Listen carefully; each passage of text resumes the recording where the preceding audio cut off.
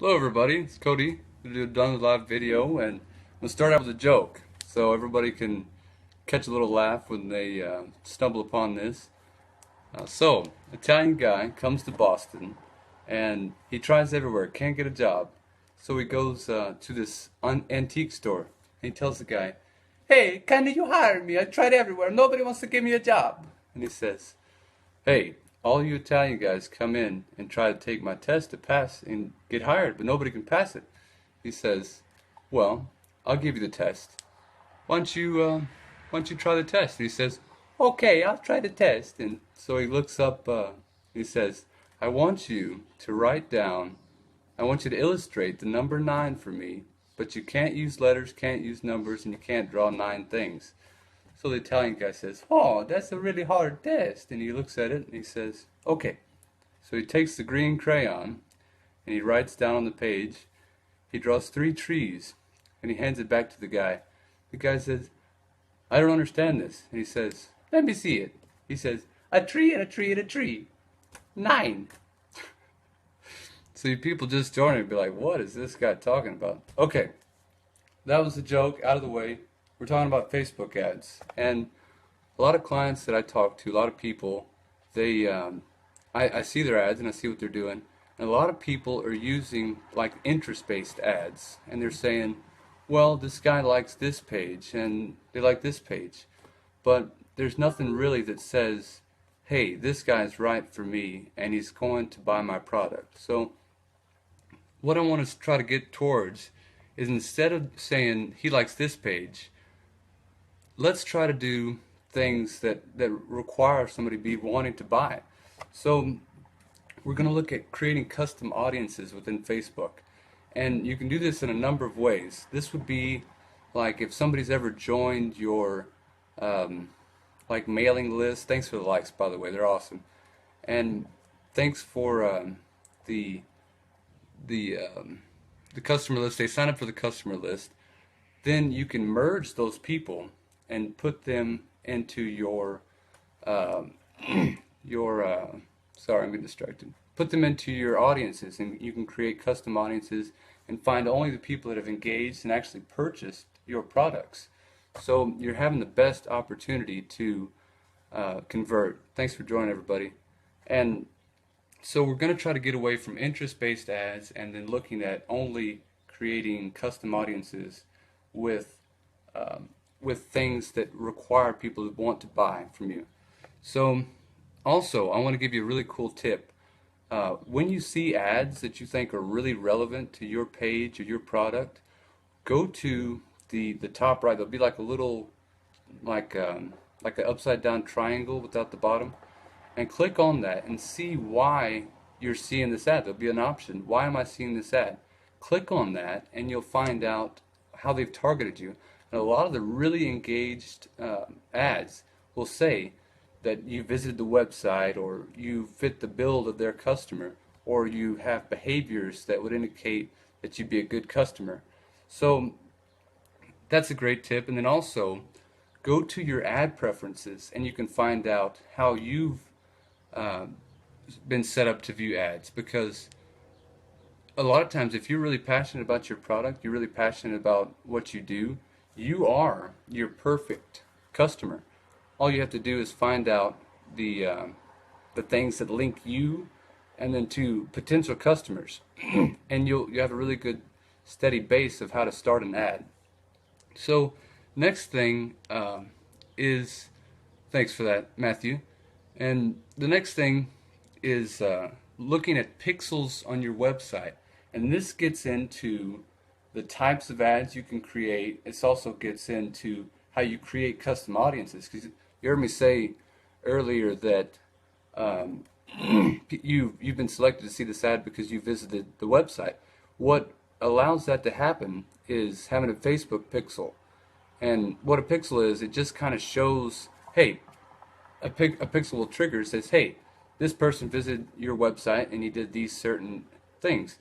And it sends that back to Facebook, and you can track conversions, you can track all sorts of things, add to cart, and it just looks at your URL, and you can actually find out what's going on when people are in your site straight from Facebook. And so what you want to do, the best thing to do with that is only do, I can put it on the page, yeah. Be absolutely, Matthew. You can put it on the page, and that's another thing. If anybody has questions, put them in the comments, and I will answer all of them at the end. Um, so I wish somebody could tell me what we're talking about, but I'll just start where we got pixels in the website. So what you really want to do is target the the people that have went to your checkout page, or they've went to a page that shows high interest in buying potential. So things like checkout pages, or maybe they visited a number of pages, and you can select that out all when you're creating the ad or creating your custom audiences. And so, and then another thing is the type of ads. It's great. Oh yeah, and look at the types of ads you're creating, because you can actually create ads that are designed to convert higher. So if you're looking at selling a product, create an ad that is, thanks Mario's good friend, just liked the video, good man. And so you only look at converting. If you're looking at selling, only create ads that are meant to convert. So like it's talking about bidding optimization. So you only get charged, well, you get charged per impression by how many people see it, but your ad will only be showed, Facebook will only show your ad to people that are high likelihood of finishing a purchase or converting, however you set that up. So, and you can do lead capture ads, whatever you want. You are not stuck to just boosting posts on Facebook. That is where Facebook makes their most money, and that's where a lot of advertisers, rookie advertisers, try to do it. Let me just post all these thanks Bryce. Let me just post all these, let me boost all these posts. Let's see if this can get, some action. So that really doesn't have a good rate, because they're not optimized. They're just optimized to show them to a lot of people. They're not optimized for people to convert. That's something that's very important. So also, I talked earlier about creating custom audiences, and this is a really cool way to build a really good potential buyer list, and that's with using email lists. And only look at your emails. Thanks, Jeff. Only look at the emails that have been open. Your email users on your list. Look at the ones that have opened and clicked, and kind of target those people. And great, awesome, thanks. And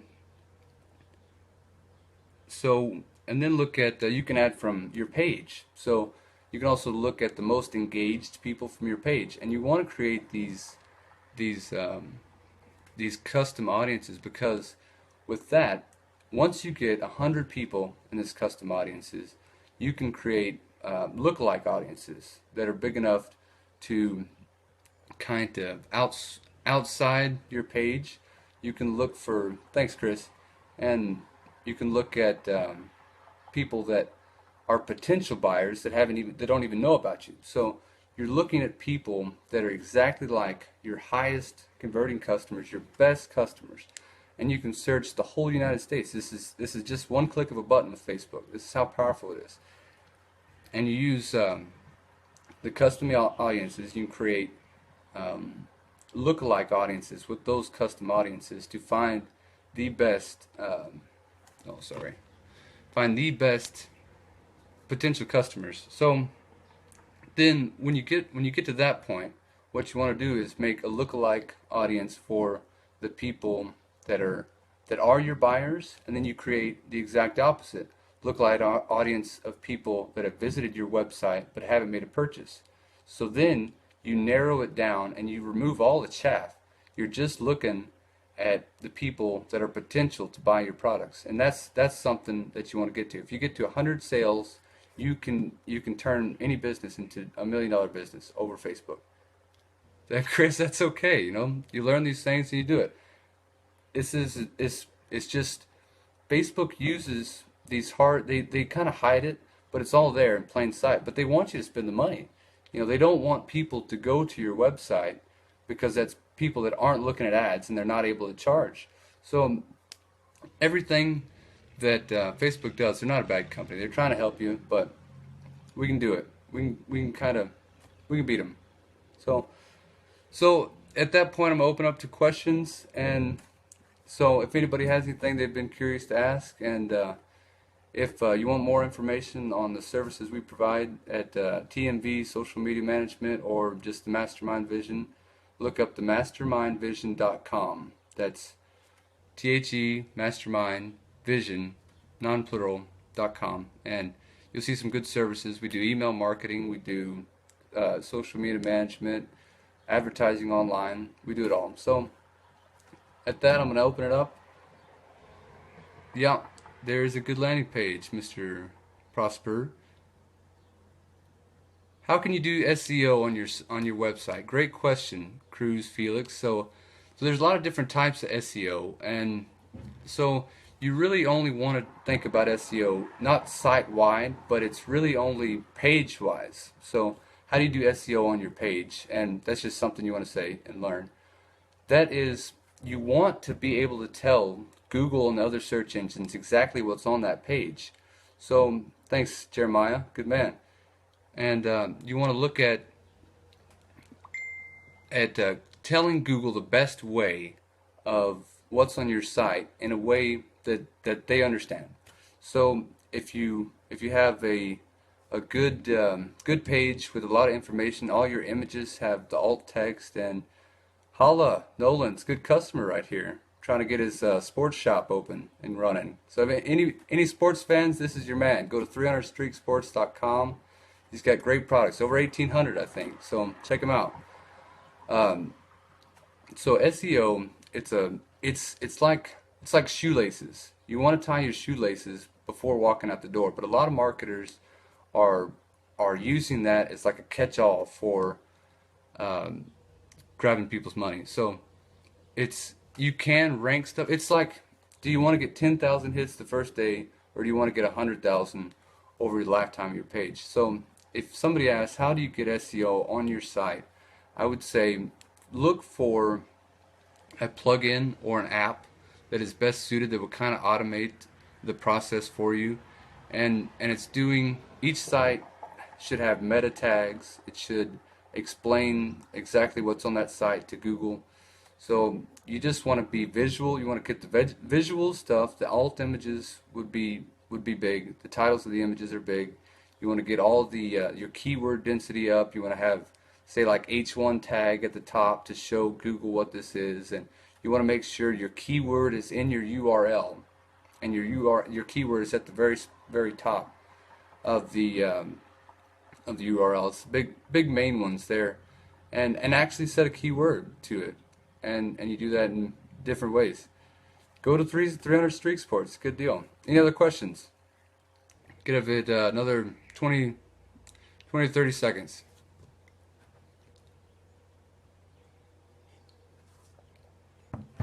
Anything as far as marketing or Facebook or websites, or I like WordPress sites. Back on the SEO stuff, Yoast SEO on WordPress is amazing. They have a drop down box at the bottom, and you just enter all the information asked for, and submit your sitemaps, XML sitemaps, to Google, and you'll get indexed in like a matter of days. So but another 10-15 seconds, and no more questions. Gonna cut it off. Well, I thank everybody for stopping by. Again, you can check out 300streaksports.com for any sports goods, or check out themastermindvision.com. Have a segmenting idea as it pertains to SEO. That's right, Chris. Segment. I don't quite understand. Are you talking about keywords, Nolan? Yeah, you do need to have a SEO keyword strategy. That's a great tip. So I guess, Nolan, best things I could say as far as segmenting would be, okay, so we're talking about keyword planning. We have to look at, if we're talking about PPC also, thank you, Mario, good man, pay-per-click advertising. This helps if you have a familiar background with Google AdWords. Um, if we're talking about that, then we need to make sure that the keywords are long tail keywords so people, I use this example today. If somebody's searching for auto repair pricing, they're not apt to buy as somebody searching for auto repair in Rockwall, Texas. And it's another place, Bulldog Transmissions in Rockwall, Texas. Good man. Talked to him today. Going to do some business with him.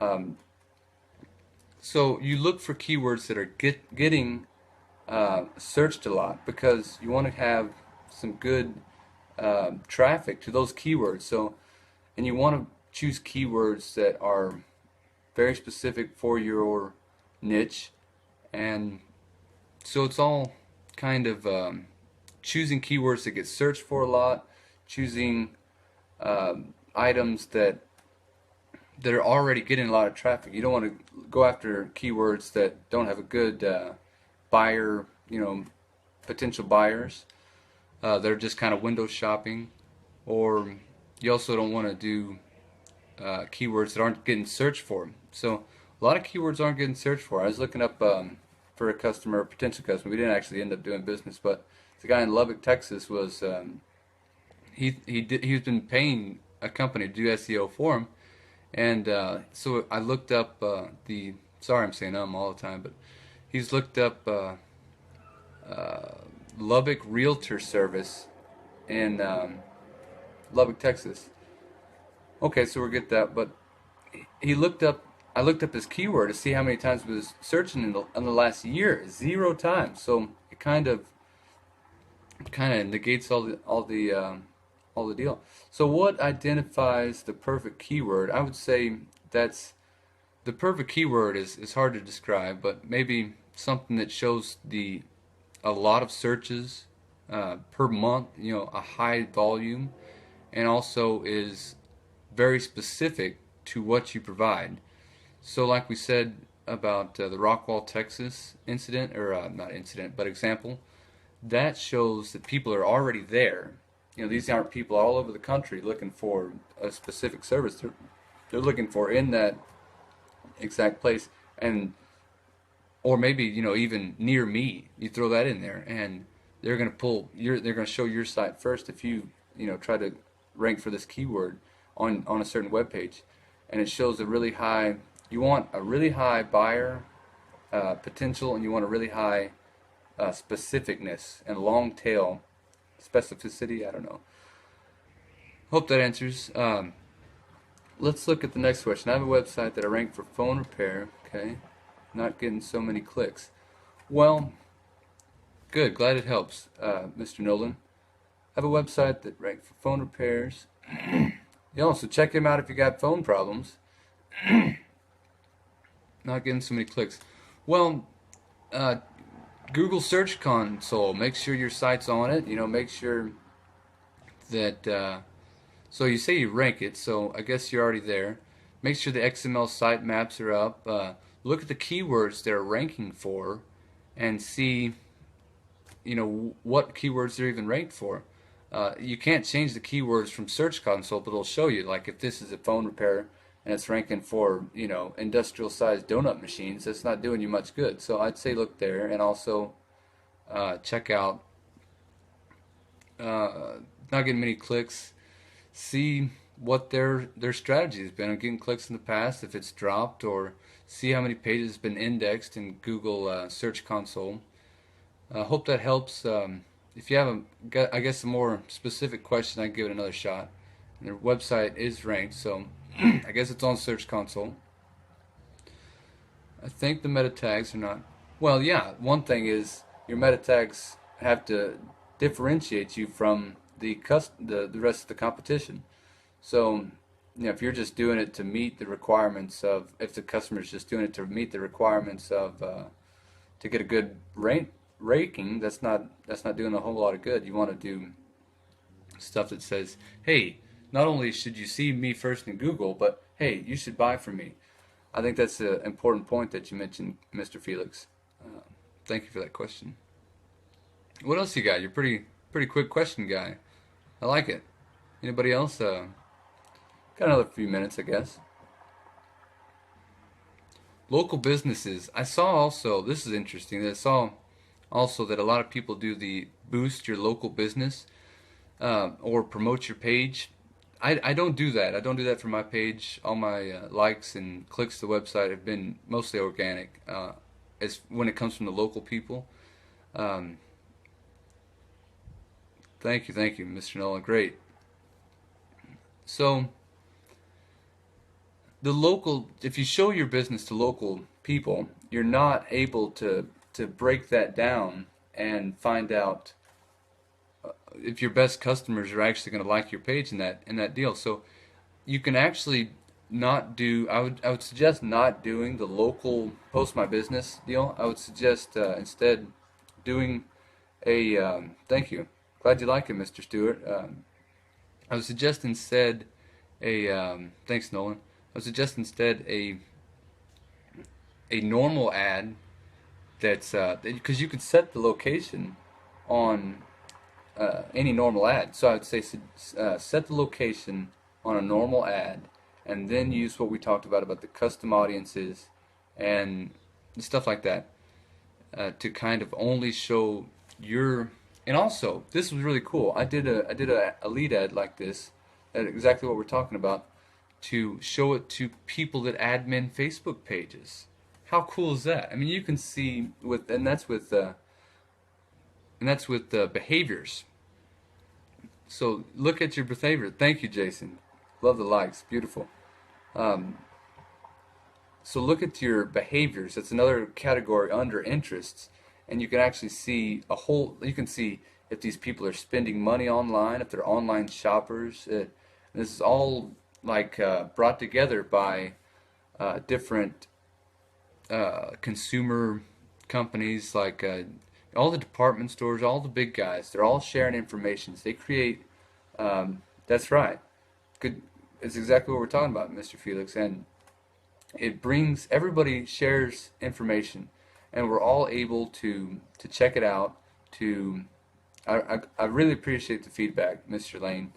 Um, Everybody is sharing information to see how they can get the biggest share of your pocketbook, and we're all in the loop. This is something that all of us can be privy to. So I would say don't slouch on. This is the rule I use. I don't want to show an ad to any more than 300,000 people. Anything else seems too broad to me, and I've had pretty crappy results. People check in on the ad, they go to the ad, but it hasn't shown a really great conversion ratio of real buys. So that's something I would say. Like that's exactly right, and you can create lookalike audiences. If you didn't see the first part, Mr. Felix, you're talking about putting a Facebook pixel on the website to catch that. Yes, that's right, Mr. Nolan. So you can create lookalike audiences for targeting people that visit your website, but also people that have the same digital profile as the people that have visited your website. So that's something I'd ask you to remember or tell you to remember. Okay, wow, 23 minutes. I'm a windbag. Jeez. So I'm gonna give it, another few seconds. If any other questions come up, let's have them.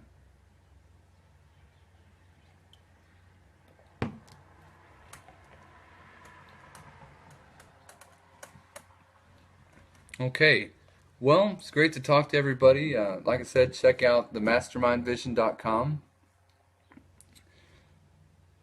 Okay, so diversification. This is another question I want to answer. Diversification is great, but and that's coffee, man. I don't know why I'm drinking coffee this late, but it's coffee.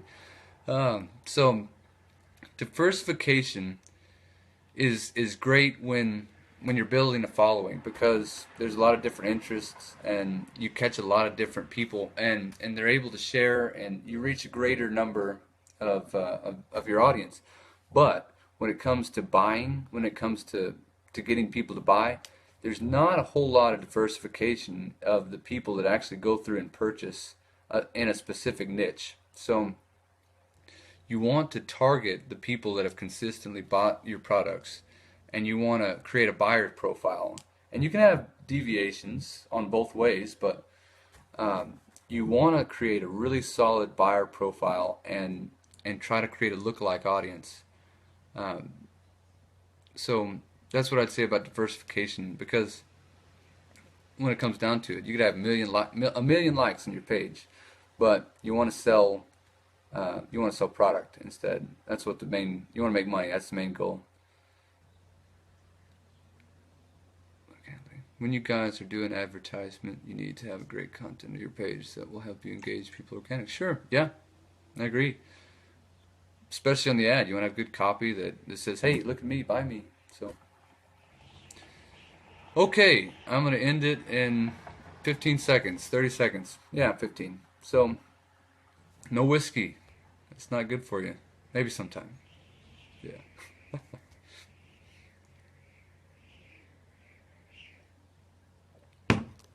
Oh, Allie, you're right out of time, man. Fixing to shut it down. Glad to see you, though. Mr. Holloway, we're going to do some good business. Yes. Well, I'd say on the diversity, again, the people that don't know about your product all probably have something in common. The people that actually buy your product. Timing Facebook. Hmm. So everybody has a common thread, really, I'd say, and diversity is good on one level, but when you're trying to target people to follow through and buy a product, I would say a specific type of people as you can get to that all, and like we talked earlier, here's a good point. When you find your buyer profile, you're doing that through a website, Pixel. That's what I would do, and or through an email list. But anything you do, you're going to create a list, and then you're able to look at the similarities between say a diverse list and your buyers. So if you want to pull people that don't know about you, you create a lookalike audience from people that have visited your website but not followed through, because not everybody's gonna in the whole world is going to really worry about what you have to offer. So I would say create the buyer list, but then also create a diverse list. And then you can look in Facebook. There's actually an option that says see the intersection. So you look at what your buyers that meet your profile of a perfect buyer, and you look at the diverse list and try to find what the common ground. And then that's how you, thank you, Travis, and that's how you target a diverse list. But really nail down who your buyers are before branching out onto showing stuff to the whole world, because you want to create a buyer's profile, and then you also want to create a high volume purchaser list. So that's what I would say to that. Justin, my man in Omaha, he's a military man. So, is there best time to start an ad? Well, ads, they're going to be shown to people when they're online. So you could start at 12 a.m. midnight. It's going to be shown to people around the clock. So, I mean, if you're looking for organic traffic, do it during the daytime. Do it around lunchtime is the best, I'd say.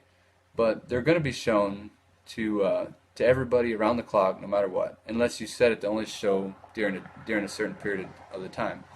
So no, I wouldn't say it's a perfect place to start an ad, but if you're worried about organic traffic and you get a lot of organic traffic, I would say definitely start it during lunchtime or during the day. Mr. Felix, no, sorry it takes so long, but no, I don't know HTML or CSS or JavaScript. I do a little of it on my website, but not enough to answer any questions probably. But yeah, HTML, they get the little. I got that part down though. I know that. My Jordan. Hi. My girlfriend just liked it. She's a good girl. So, 30 minutes, man. Okay, I'm going to shut it down in 30 minutes so there's no more questions. Is there a way to increase evergreen content? Well, evergreen just means that there's no end date. So, if we're talking about the sports business, I would say, yeah, I would say evergreen, it's just things that don't have an end. So, I mean, we just post a lot of stuff that aren't promotional, doesn't have a time limit. So, any of your product pages, any of your blog contents that aren't saying this day in history or that aren't specific for a specific day is all evergreen. So, just non-promotional things are that have an end date. That's all evergreen content. So yeah, I think you could post anything like that. That's a big question here.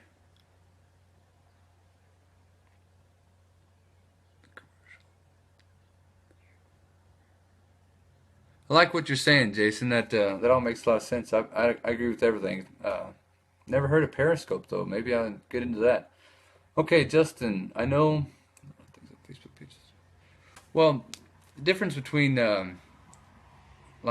posts that are on a Facebook page and posts that are boosted with an ad is that Facebook has the algorithm that decides what. Thanks, Joanne. Facebook has an algorithm of what to show to what people. So you have to be really connected to your page, and those people also have to be online at that time to receive it.